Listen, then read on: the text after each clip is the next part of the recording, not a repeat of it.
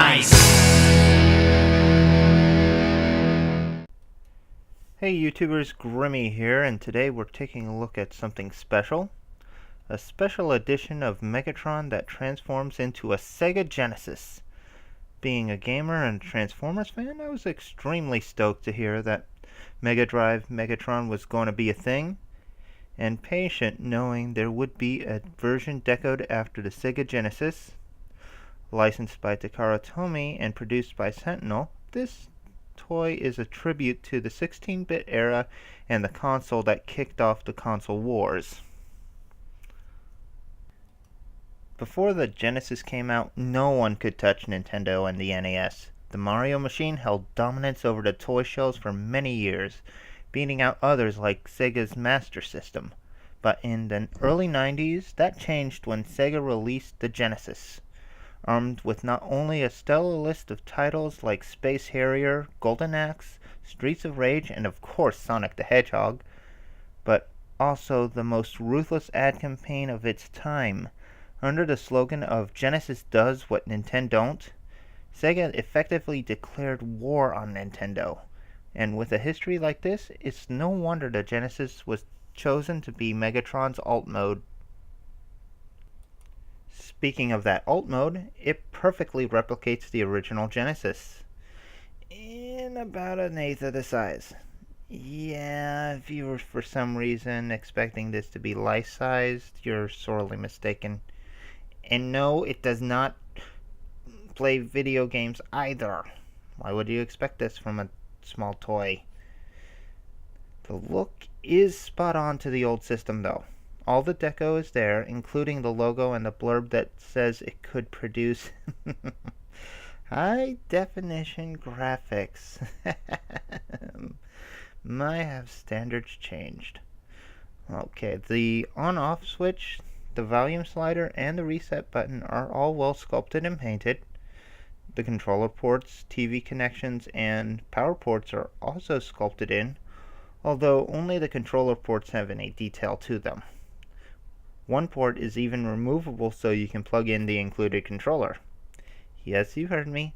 This includes a controller which is also perfectly painted and even has spring-loaded buttons and a moving directional pad. To finish off the look, you get a Sonic the Hedgehog cartridge to load into the system. Can you think of a better game to include? I couldn't. But once again, this does not actually play games. The cart's just for show. Getting Megatron into robot mode can be a little tricky, but it's not too bad. Just start with the legs and you should be fine. In fact, I'd say getting back into the alt mode is harder. Once in robot mode, he stands about as tall as a Voyager class figure, although a lot thinner. Megs is quite spindly in this body, which makes sense considering how much he's compressed into that smaller game system form. Still, he somehow manages an impressive silhouette. He is well proportioned, just thin. Color-wise, he adds the classic Megatron silver and Decepticon purple to the black that makes up most of his body. The purple is another change from the Mega Drive version, which uses a more classic red. I'm not sure why Sentinel felt this change was necessary, as the Genesis deco would be difference enough between them, but the purple is a Decepticon color, so I don't mind. Megatron is really packing in the articulation department. I'm counting about 28 points, give or take. Starting at the head, he has left and right swivels and an up and down hinge.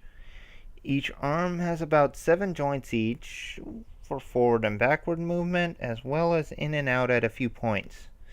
He also has bicep swivels, 90-degree elbow bends, hinged wrists, waist swivel, hips going forward and back, as well as in and out, thigh swivel, a bit of an odd knee bend, but it's a knee bend, and hinged and ball-jointed feet.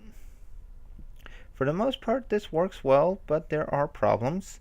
First of all, the ankles are rather weak, which can make balancing him hard. I may just need floor polish on the ball joints to tighten them up, so we'll see how that goes.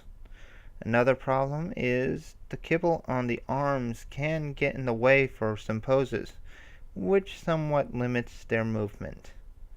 It's not a deal breaker, but it needs to be mentioned. You can still get a lot of nice poses that show he's ready to take it to both Nintendo and the Autobots though. For accessories, Megatron has his trusty fusion cannon, made of a chunk of the alt mode. It looks good, and I love the transformation elements to it. Better than just slapping a big chunk of Genesis on his arm and calling it a day. Sentinel really did put some effort into making this look like a weapon. The controller can also split in half and become wings for Megs, with a wire plugging into the cannon shockwave style. If you want, you can even put the cart in his chest for storage, although it does look rather silly. Still, I'm glad there's storage for everything, which makes it easier to keep track of it all. All in all, Genesis Megatron is quite the interesting little oddity. Unless you have a Megatron or a Miscellaneous shelf, he really won't fit anywhere, but he still feels like he's worth having. As mentioned earlier, I'm a bit of a gamer and I love having this quirky reminder of the era of gaming I grew up with. At the time of this video, Sentinel has already released an Optimus Prime based off the PS1, and while I will have to pass on it, he may be a worthy rival to this Megatron, although I have no regrets about picking Megs over Prime this time. See you later, everyone. I hope you guys have enjoyed this video. If you did, please, you can help out by hitting that little like button below, or maybe even that subscribe button to see more videos. You can also click on my name to actually look at past videos that I've done. And yeah, I hope you guys have enjoyed, and I'll see you later.